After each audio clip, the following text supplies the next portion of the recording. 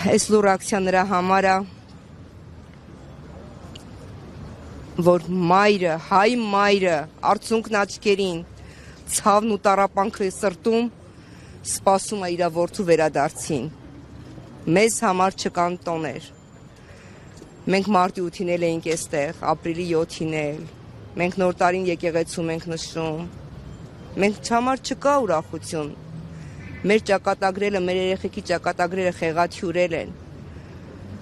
Հանուն այդ հայ ազգի, հանուն հայ ժողովրդի գնացել կռվել են ու այսօր ոչինչ չեն անում նրանց վերադարձնելու համար, հասկանում եք։ Ոնց ապրի այս մայրը։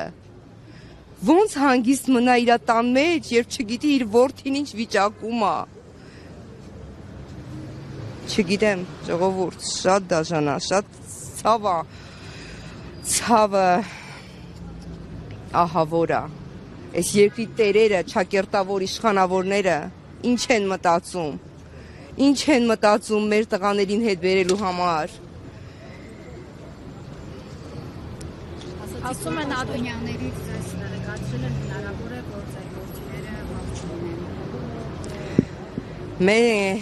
Մենք ենք իրենց ապացուցել, որ այո մեր որդիները ողջ են, որ իրենց ասածները ամենը սուտ են, որ իրանց վրիպակների պատճառով այսքան բան եղել, ապացույցներ, փաստեր, փաստարկներ ունենք մենք հենց այնպես չենք խոսում,